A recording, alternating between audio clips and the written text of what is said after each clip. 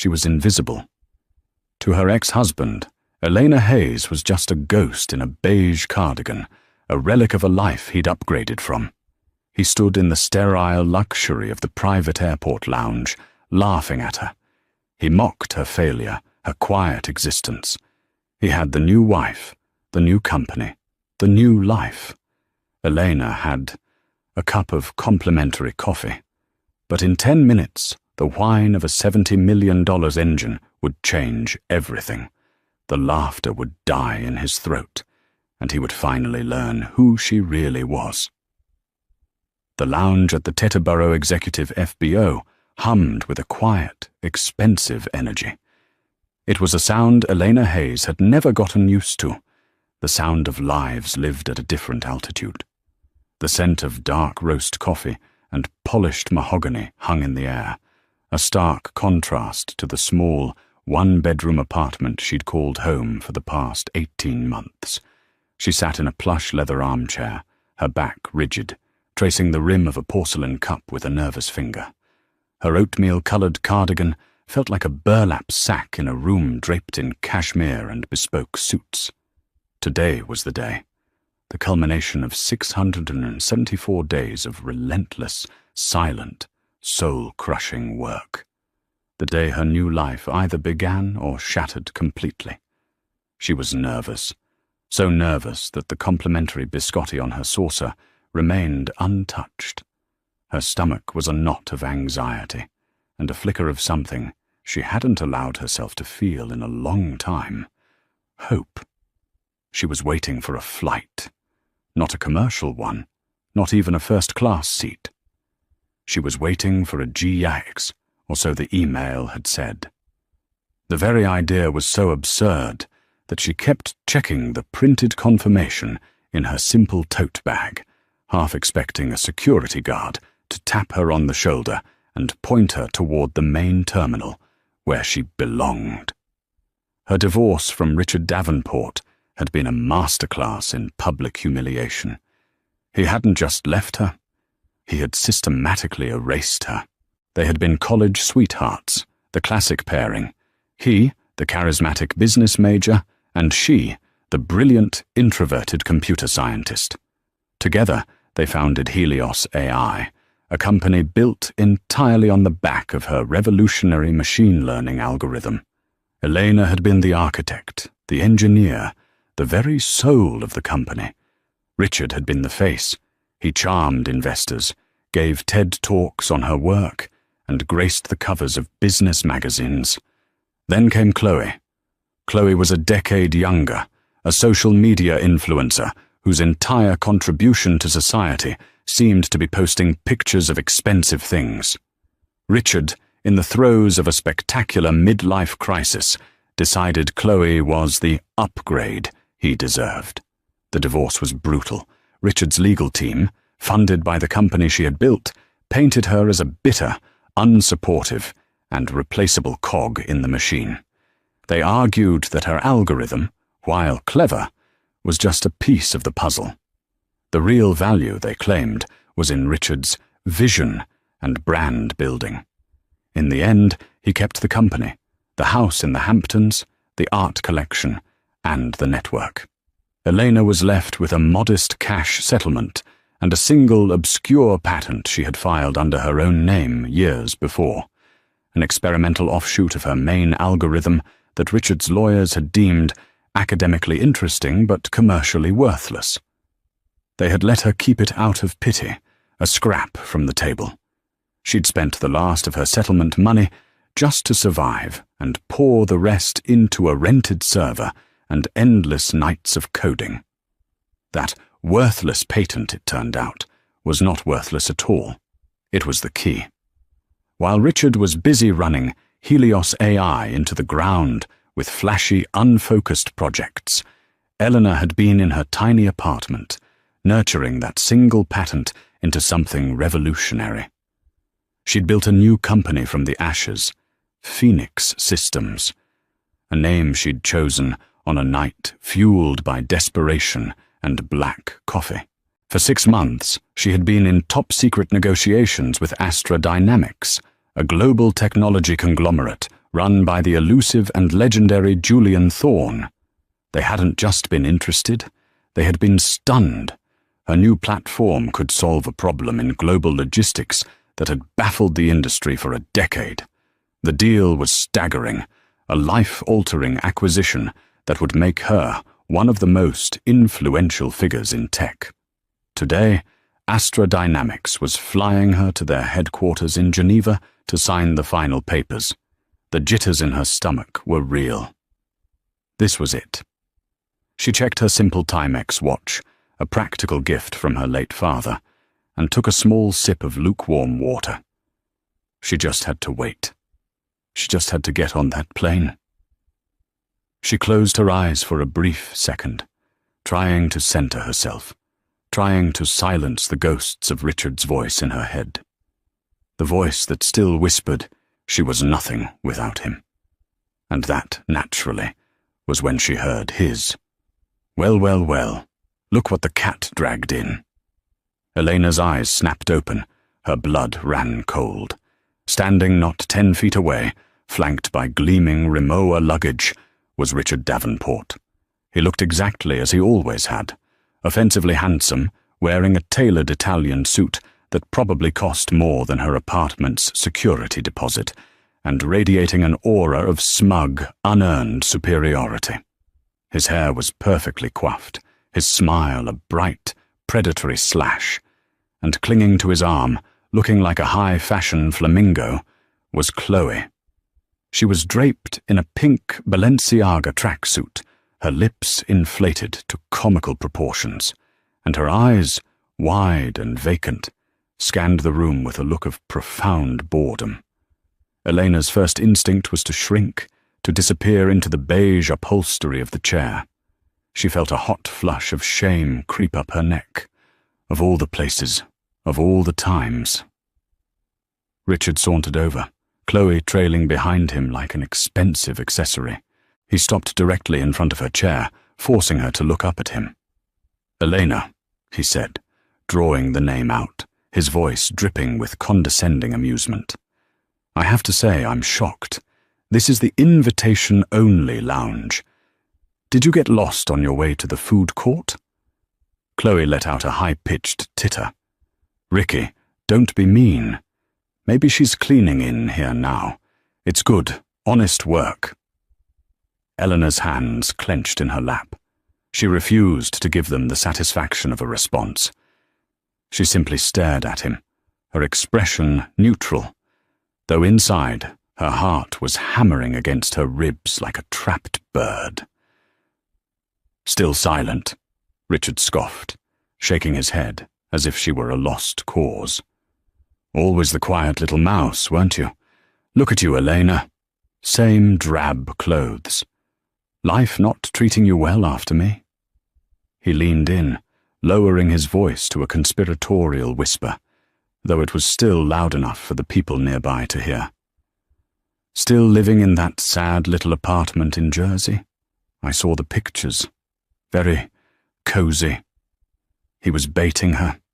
He had always been a bully, someone who could only feel big by making others feel small, and she had always been his favorite target. "We," he said, gesturing dramatically to himself and Chloe, "are on our way to Aspen. A little thank you from our investors. Helios is landing a massive new round of funding. We're about to go stratospheric. You probably read about it." Elena hadn't. The only news she followed was the quiet collapse of Helios's stock price. Public records showed the company was hemorrhaging cash, burning through the goodwill she had built and failing to innovate. Richard was a salesman, not a builder, and he had sold a lemon. She knew, from her contacts, that he was desperately scrambling for funding, not celebrating it. He was lying. As always. "What about you?" he pressed, enjoying his performance. "What brings you to Titterboro? Meeting a new guy? Did you finally land one? Let me guess. Is he a regional sales manager? A dentist?" He laughed, a loud, braying sound that made a nearby woman in a Chanel suit look up in annoyance, "Seriously, Elena," he said, the fake pity in his voice making her skin crawl. "What are you even doing here? You look completely out of place. Are you waiting for an Uber? This is the wrong building for that, sweetheart." He and Chloe laughed together. It was the sound that had haunted her nightmares, the sound of their shared betrayal. Elena looked down at her hands, at the chipped nail polish on her right index finger from a late-night coding session. She took a deep, steadying breath. She had come too far to let him break her. Not here. Not today. She looked up, meeting his gaze evenly. Her voice, when it came, was quiet but clear as a bell. "I'm waiting for a flight, Richard." Richard's eyebrows shot up. "A flight? On what? A propeller plane to Poughkeepsie? You can't even afford a first-class ticket on United anymore, let alone a seat out of Teterboro." "Ricky," Chloe whined, pulling on his arm. "Stop talking to her. You're getting her little sad sack germs on your suit. Let's go get some champagne." "In a minute, baby," Richard said, patting her hand, his eyes still locked on Eleanor. He couldn't stand that she wasn't crumbling. "I'm just fascinated. This is like watching a nature documentary. The discarded mate trying to return to the watering hole." Elena stood up. She was 5'5", and Richard towered over her. But by standing, she reclaimed some small piece of her dignity. She picked up her simple tote bag, her knuckles white. "You should go, Richard. Your champagne is waiting." "Oh, so feisty now," he sneered. "Where was this backbone when we were married? Oh, wait, I remember. You didn't have one. You were just the code monkey in the basement. I built that company, Elena. I built it. And you? You're just a footnote." "A footnote," Elena repeated, the words tasting like ash. "That's right. And now, if you'll excuse us," he said, taking Chloe's arm again. "We have to prepare for our flight. Our ride's a beauty, a citation latitude, brand new." He began to steer Chloe away, but paused, looking back over his shoulder as a final parting shot. "It's a shame, really. You had so much potential, but you needed me to make any of it matter. And now look at you." He gestured around the luxurious lounge again. "A mouse trying to play pretend with the lions. It's just sad." He turned and walked away, his laughter echoing back to her. Elena sank back into the chair, her legs trembling. The cruelty was so familiar, so precise. He knew exactly where to cut. For a terrifying second, she believed him. She felt small. She felt worthless. She felt like the footnote he'd declared her to be. The sting of Richard's words sent her spiraling back to the damp, fluorescent-lit computer lab at Stanford, where they had first met. She had been a graduate student, head down in a complex thesis on neural networks. He had been a business student, cutting a swath through the campus with his charm and dazzling smile. He'd approached her, not with the awkward fumbling of her engineering peers, but with a confident, polished interest. "I hear you're the one who can actually make this stuff work," he'd said, gesturing to her screen full of code. He hadn't been wrong. Eleanor lived in a world of pure logic, a world where code was poetry, and algorithms were a language she spoke more fluently than English. Richard, she learned, lived in a world of presentations, networking, and narratives. He didn't understand her work, not really, but he understood, immediately, its value. "We're a team, Elle," he used to say, back when his eyes were still genuine. "You're the engine, I'm the steering wheel. We'll go places." And they did. She'd dropped her PhD to co-found Helios AI. Her parents had been worried, but Richard had been so persuasive. They married in a simple courthouse ceremony. The first 2 years were a blur of all-nighters, cheap pizza, and the thrill of creation.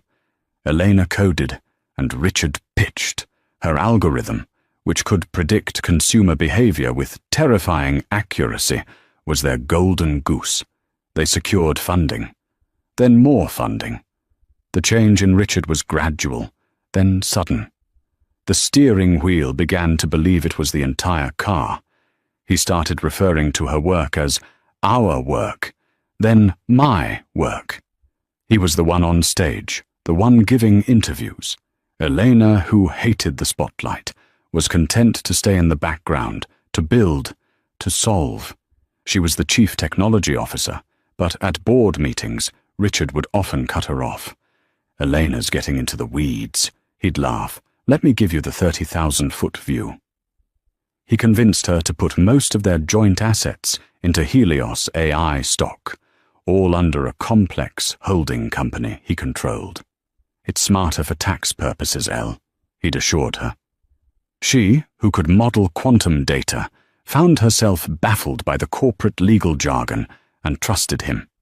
It was a devastating mistake. The patent she'd kept was a fluke. It was for a side project, an idea she'd had about using her AI for predictive logistics instead of human behavior. She'd filed it herself on a weekend, paying the small fee with her personal credit card. She'd told Richard about it, and he'd dismissed it. Logistics? Boring. Stick to the moneymaker, Elle. Stick to what we know. Then came the first signs of his infidelity. The late nights he couldn't explain, the scent of a perfume that wasn't hers, the sudden, obsessive focus on his appearance. When she finally confronted him, finding a hotel receipt in his suit pocket, he didn't even have the decency to look ashamed. It just happened, Elena, he'd said, as if discussing the weather. Chloe, she understands the pressure I'm under. She supports my vision. And I don't, Elena had whispered, the floor dropping out from under her.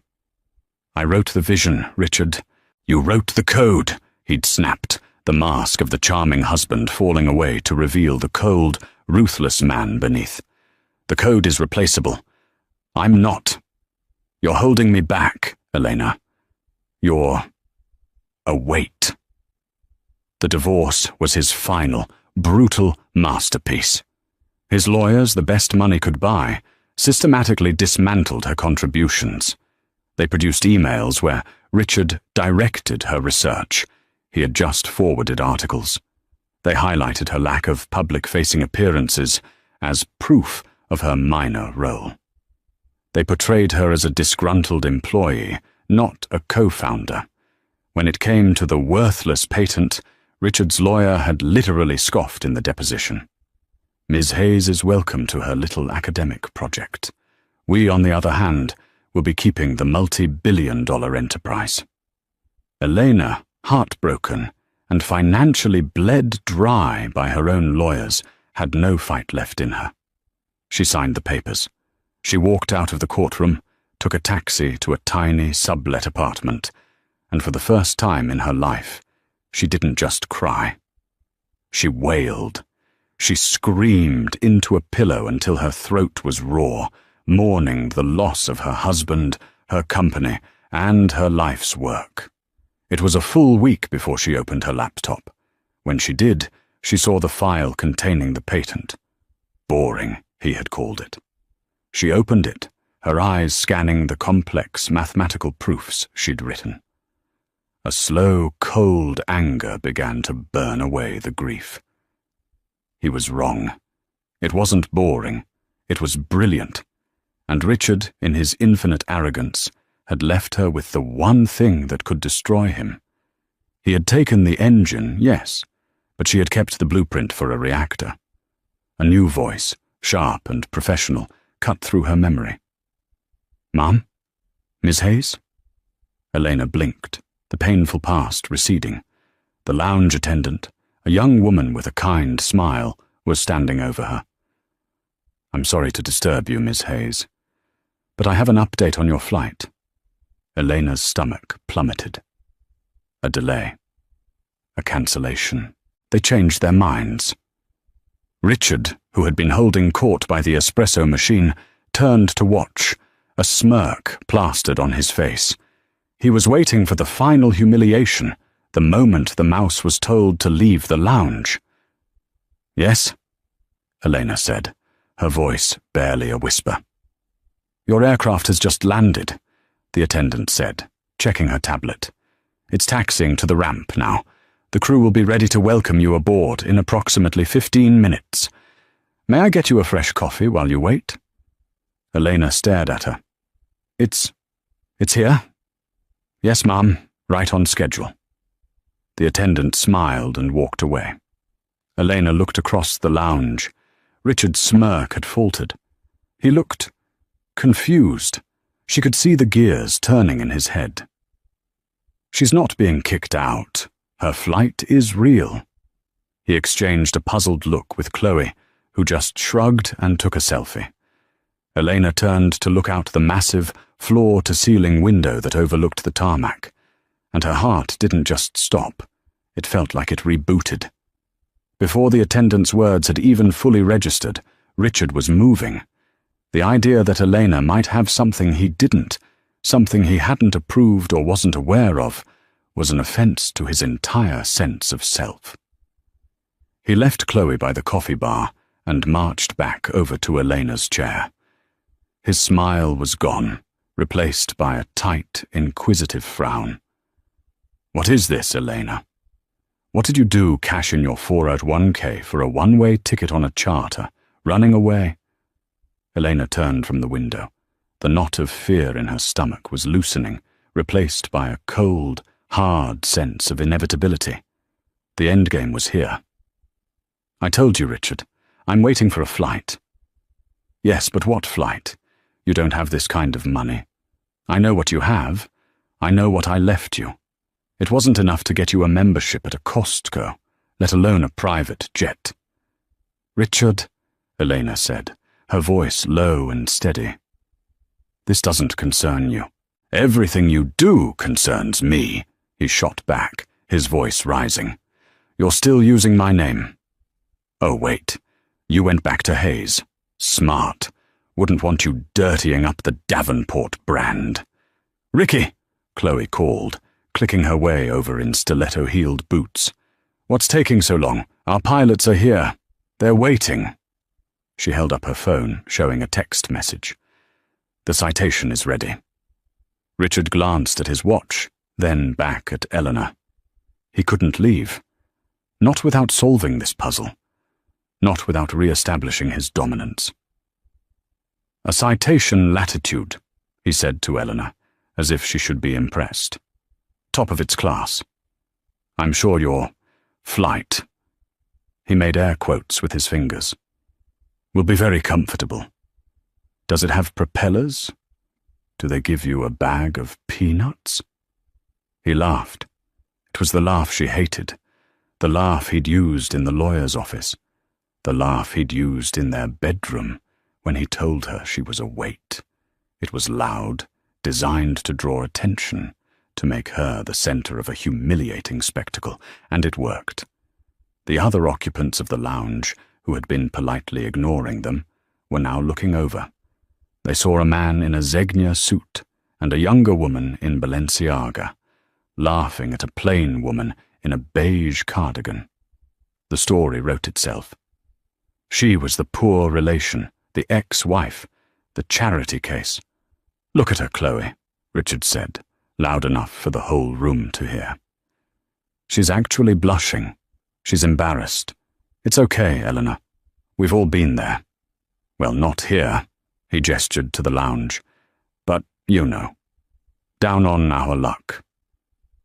Maybe I can help you out. I could offer you a job. Helios is expanding. We could probably use a junior coder, or someone to fetch coffee. You were always good at that." The room was silent, save for Richard's mocking chuckle. Elena felt the stares of the other passengers like physical blows. A man in a pinstripe suit shook his head with a look of pity before turning back to his Wall Street Journal. Elena's face was burning, but not with embarrassment. It was with a rage so pure and cold it sharpened her senses. She could hear the hum of the ventilation, the soft click of Chloe's phone as she filmed this, and, faintly, the distant whine of a jet engine taxiing. She stood up again, her spine straight as a steel rod. "You're right about one thing, Richard," she said, her voice cutting through the silence. His smile widened. "Oh, yeah? What's that?" "I'm good at fetching coffee." She picked up her own untouched cup. "But I'm better at mathematics, and you were always terrible at it." Richard's face twitched. "What's that supposed to mean?" "It means you should have read the fine print. You should have paid attention in class. You took the house, the money, and the company. You took the shell, Richard. But you forgot the one thing that made it all work." He stared at her, the laughter finally dying in his throat. He had no idea what she was talking about.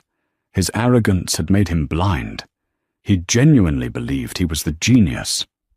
"You're pathetic," he finally spat, falling back on his old insults. "Delusional. You're sitting here, probably on a friends and family pass from some pilot you're dating, trying to lecture me about my business. You're a joke, Elena. You were a joke when we were married, and you're a bigger joke now." "Richard, let's go," Chloe whined, tugging at his sleeve. "You're making a scene, and not the fun kind."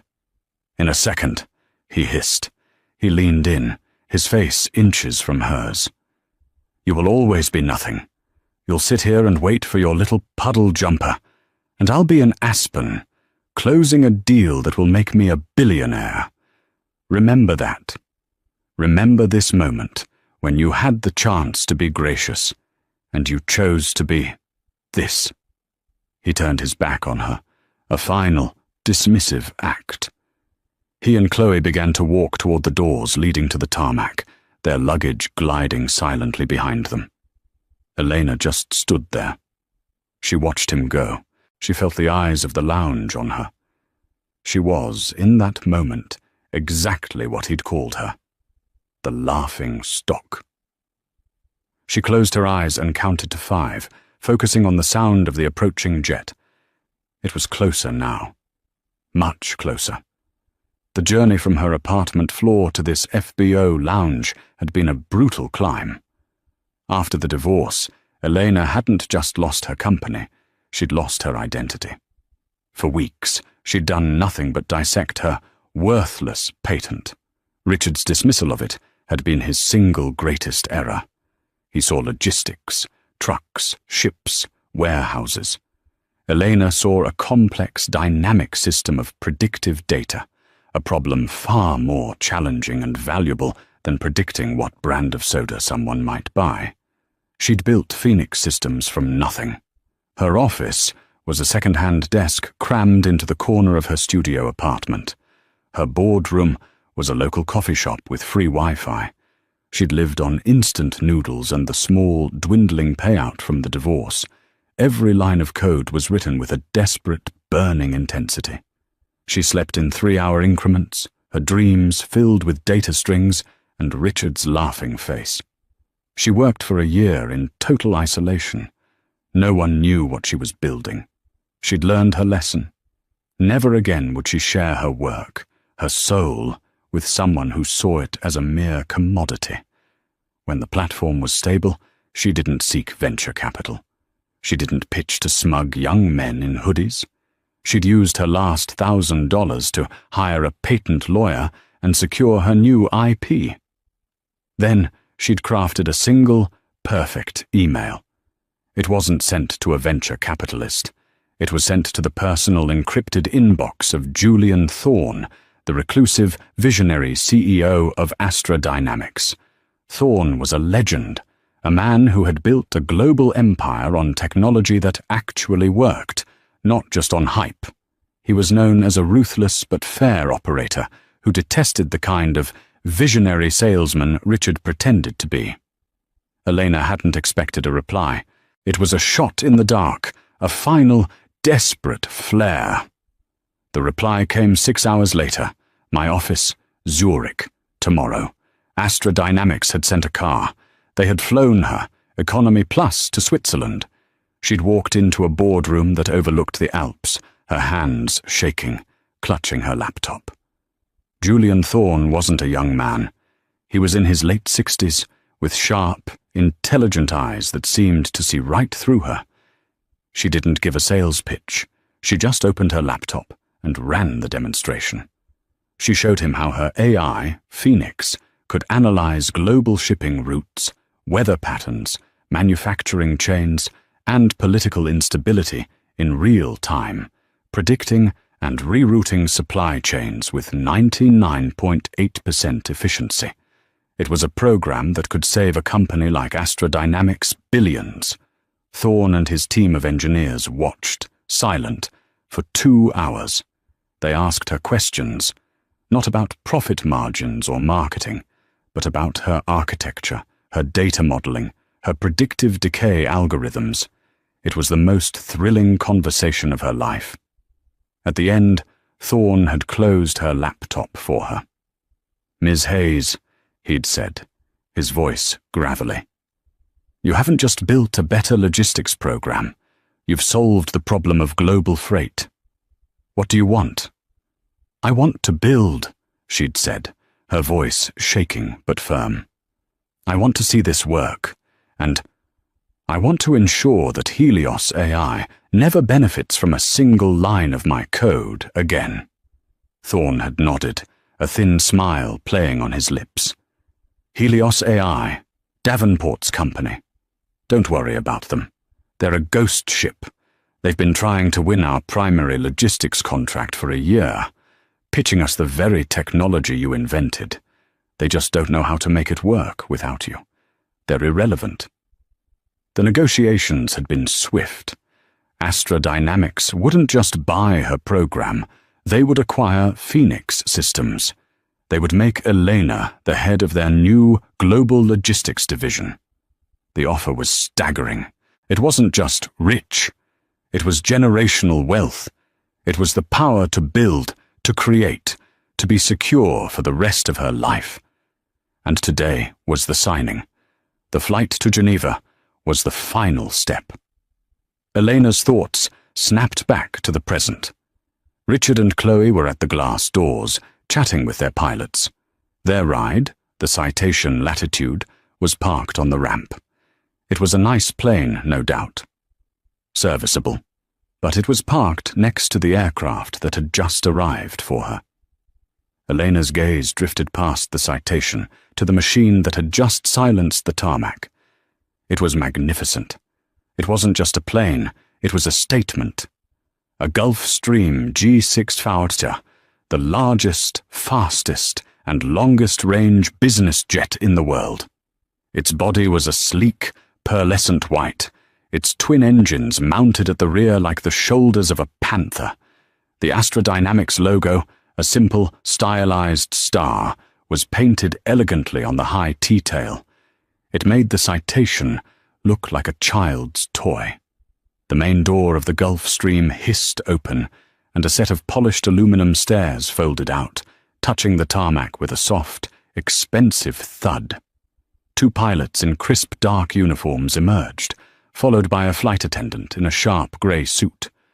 Richard and Chloe, standing by their own aircraft, had stopped talking. They were openly staring at the G650. "My God," Chloe breathed, her voice carrying across the quiet ramp. "Who is that for? That's bigger than the one the Kardashians use." Richard was silent, his face a mask of confusion and envy. He knew planes. He knew exactly what that aircraft represented. It was $70 million of go anywhere, anytime power. It was the preferred transport of billionaires and heads of state. Back in the lounge, the kind-faced attendant approached Elena again. "Ms. Hayes, your party is here to escort you." Elena turned. Walking through the entrance from the reception area was a man she recognized, Julian Thorne's chief of staff, a formidable German man named Mr. Richter. He was dressed in a dark, perfectly tailored suit, his expression polite but intense. "Ms. Hayes," he said, offering a small, correct bow. "A pleasure. Mr. Thorne sends his apologies. He was held up in Singapore. He will meet you directly in Geneva. We are ready for you. If you are. Thank you, Mr. Richter. I'm ready, Elena said. She picked up her simple tote bag. Mr. Richter gestured to the glass doors leading to the tarmac. After you. Elena began to walk. The entire lounge was watching her. The man with the Wall Street Journal had lowered his paper completely. Her path took her directly past the espresso bar, where Richard and Chloe were now rushing back inside, their faces a picture of utter disbelief. Richard grabbed his pilot's arm. Is there a mistake? Who is that plane for? The pilot just shrugged. No mistake, Mr. Davenport. That's N400 AD, Astra Dynamics' flagship. She's here for a Ms. Elena Hayes. Richard's head snapped toward Elena. His mouth opened, but no sound came out. The blood drained from his face, leaving him a sickly, pale grey. Chloe looked from Richard to Elena, and back again. Elena. Hayes. Her. Ricky, what is going on? That's not possible. She's a nobody. Elena didn't stop walking. She walked past the espresso bar, past the staring receptionists, and toward the door. Mr. Richter held it open for her. As she passed, she was now only feet from Richard. He was trembling, his arrogant composure completely shattered. Elena, he stammered, his voice a hoarse whisper. Elena, what is this? Is this a joke? Who are you with? What did you do? Elena paused, her hand on the door. She looked at him. Not with anger. Not with pity. She looked at him with the cool, detached gaze of a scientist observing a failed experiment. I told you, Richard. You were always terrible at math. You thought you had the whole equation. What? What are you talking about? He whispered, desperate. You took Helios. You kept the brand. You kept the offices. But the algorithm that ran it? My algorithm? It had a kill switch, Richard. A back door I built in, just in case. The one you and your high-priced lawyers never found. Richard's eyes widened in dawning horror. What did you do? I didn't do anything, Elena said calmly. The code just expired. The core logic was designed to decay and become obsolete after 2 years without my maintenance key. That was... Let me see. She tapped a finger to her chin. About 6 months ago, right around the time your stock began to tank, right around the time Astra Dynamics pulled their contract bid from you. They don't like investing in ghost ships. She had just used Thorne's own words. The realization hit Richard like a physical blow. It wasn't just that she had succeeded. It was that she was the reason he was failing. His company wasn't just struggling. It was an empty shell, and she held the key. He wasn't on his way to Aspen for a new round of funding. He was here, on a chartered citation, to beg a minor investor for a bridge loan just to make payroll. And he was going to be denied. He was ruined, and she had done it. You bitch, he breathed, his voice thick with a hatred that was pure and impotent. Chloe just stared, her mouth agape. But he's... Elena didn't grace his insult with a response. She simply turned away from him, pulling her tote bag onto her shoulder. Mr. Richter, she said, I'd like to go now. I have a signing to get to. Of course, Miss Hayes. This way.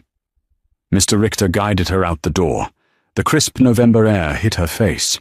It smelled like jet fuel and freedom. Elena stepped onto the tarmac. The ground beneath her feet felt solid.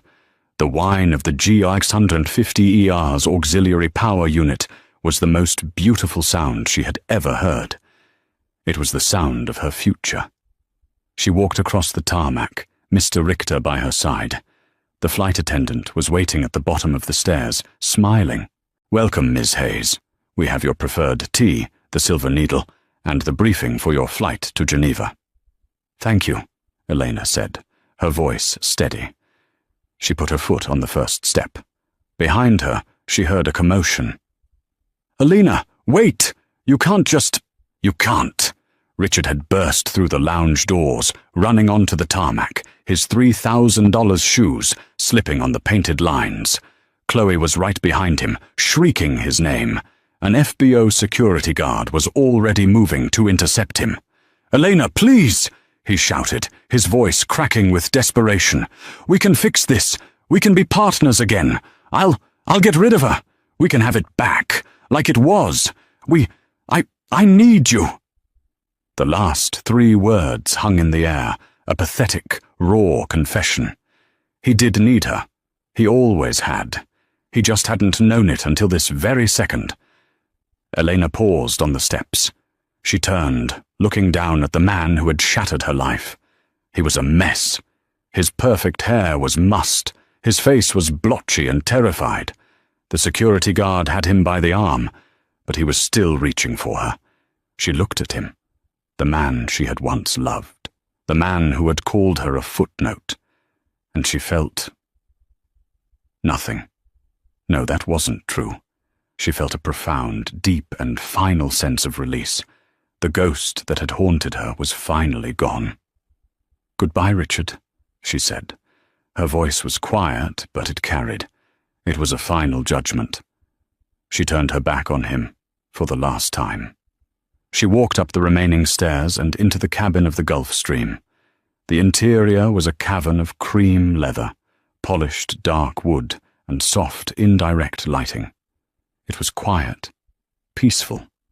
The flight attendant pulled the heavy door shut, and the latch engaged with a solid, satisfying thunk. The noise of the tarmac, and Richard's desperate shouts, was cut off completely. Elena sank into a seat that felt like a cloud. The flight attendant handed her a warm towel. "We are cleared for takeoff, Ms. Hayes. We should be in the air in 5 minutes. Elena nodded, fastening her seatbelt. She looked out the large oval window. She saw Richard, a small, defeated figure, being escorted back into the lounge by security. She saw Chloe, standing frozen by the citation, her hands over her mouth. Then, the massive Rolls-Royce engines of the GE Infanterie spooled up. The jet began to move, gliding smoothly away from the FBO. It taxied to the runway, paused for a moment, and then, with a powerful, breathtaking roar, it accelerated.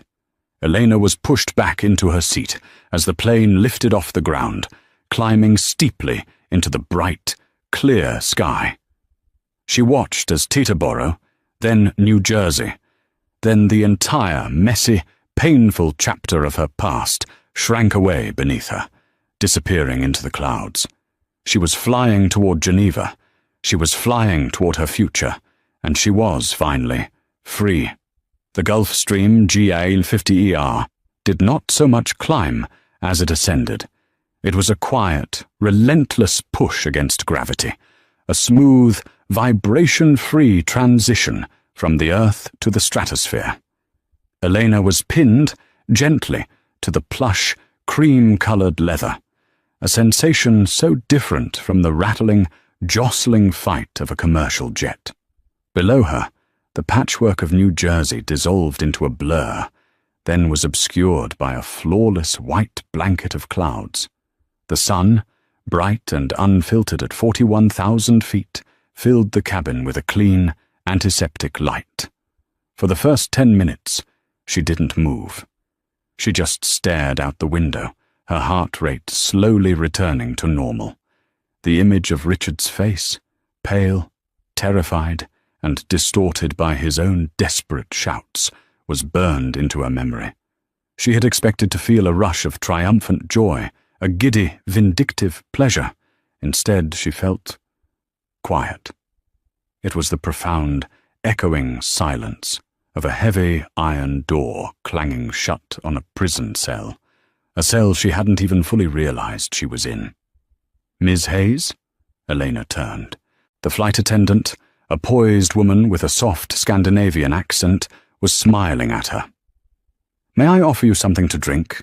We have a 2008 Dom Perignon on ice, or I can prepare that silver needle tea you requested." Eleanor looked down at her beige cardigan, at the simple tote bag at her feet. The tea would be lovely. Thank you, Kirsten, she said, reading the attendant's name badge. A moment later, Mr. Richter emerged from the forward cabin, holding a sleek, leather-bound binder. He took the seat opposite her. He was not a man for small talk. A good departure, he stated, placing the binder on the polished table between them. Mr. Thorne asked me to brief you en route. He felt it best you arrive. Prepared. Prepared for what, exactly? Elena asked, accepting the delicate porcelain cup of tea from Kirsten. For the scale of your new operation, Richter said. He tapped the binder. This is not a simple acquisition, Ms. Hayes. This is a corporate realignment. Astra Dynamics is not just buying Phoenix Systems. We are building our entire global logistics division around it. And around you. He opened the binder. The first page was an organizational chart. At the top, in a simple, bold box, was Julian Thorne. Directly beneath him was a new corresponding box, Astra Global Dynamics, AGD. And inside that box, one name, Elena Hayes, Director. Elena felt her breath catch. This was not a middle management position. This was not a team lead role. The chart showed nearly 400 employees across 3 continents, in Hamburg, Singapore, and Los Angeles, who would, as of Liro 900 tomorrow, report to her. This is, she began, her mind racing. This is significantly larger than I anticipated. Mr. Thorne does not do things in small measures, Richter said, his face unreadable. He is not buying your past work. He is investing in your future potential. The financial package you agreed to is, of course, secure. But this is the work. He turned the page. It was a budget proposal. The numbers were so large they looked like typos. The allocation for R&D alone was more than the entire valuation of Helios AI at its peak. Your first directive, Richter continued, is to integrate your Phoenix platform into our existing infrastructure. Mr. Thorne has authorized a complete server overhaul. You will have carte blanche. You will select the hardware, the team, and the timeline. You are expected to have the system fully operational within 6 months. The board will be monitoring your progress. Elena leaned back, the warmth of the teacup seeping into her cold hands. The fear that had briefly surfaced was replaced by a familiar electric hum. It was the feeling she got when faced with an impossible equation, a complex problem that begged to be solved. She wasn't intimidated, she was hungry. The timeline is too long, she said, her voice sharp and clear. Richter paused, raising an eyebrow. I beg your pardon. 6 months is too long. The code is stable. The weakness isn't the platform, it's the integration. If I have the budget you've listed here, and full administrative access, I can have the core system integrated and running in 90 days. We can be beta testing by the new year.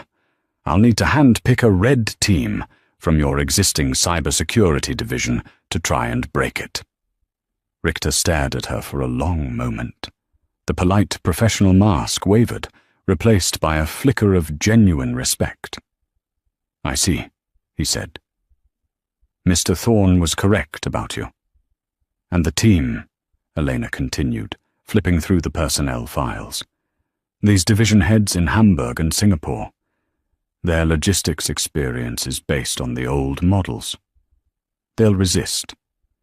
I need to fly to Hamburg first, then Singapore. I need to be on the ground, with my engineers. A video call won't be sufficient. Mr. Thorne anticipated that as well, Richter said, a thin smile touching his lips. The G650 is at your disposal, Director. Your travel schedule will be managed by my office. Director. The title landed with a solid, physical weight. This was real. The rest of the 7-hour flight passed in a blur of focused work. Kirsten brought them a meal of seared scallops and risotto, which Elena ate while dissecting a complex data flow schematic. She had, in the space of a transatlantic flight, transitioned from ex-wife to executive. When she finally closed the binder, the sun was setting ahead of them, painting the sky in violent streaks of purple and orange. She had completely forgotten about Richard. They landed in Geneva just after 10 Mauthausen p.m. local time. The descent was as smooth as the ascent. As Eleanor looked out the window, the lights of the city glittered around the dark, placid shape of Lake Geneva. There was no terminal. The jet taxied to a private, silent hangar where a black Mercedes-Maybach S-Class was waiting, its engine purring. "Mr. Thorne is waiting at the headquarters," Richter said, ushering her from the jet stairs directly into the back of the sedan. The air was cold, crisp, and smelled of pine. The drive was silent. Elena watched the immaculate, ancient city roll by. In the seatback pocket, a tablet was displaying international news. A headline from the Financial Times caught her eye. Helios AI stock in freefall as CEO Davenport faces crisis of confidence. She tapped it. The article was brief and brutal. The stock had halted trading after plummeting 68% in a single day.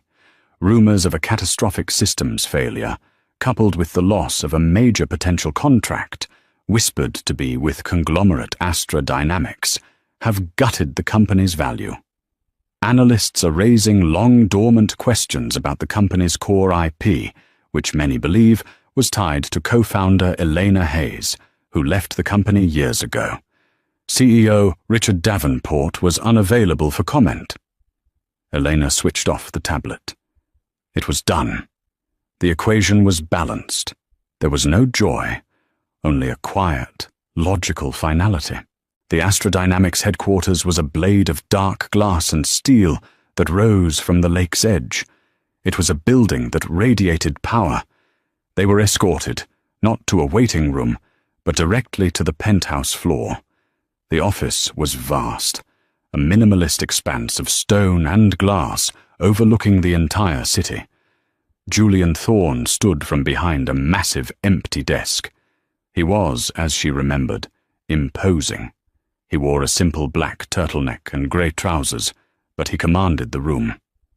"Ms. Hayes," he said, his voice a low gravel. "Good flight?" "Productive," Elena said, shaking his offered hand. His grip was firm. "So Richter tells me. You believe you can beat our timeline by 3 months?" "I know I can," she replied.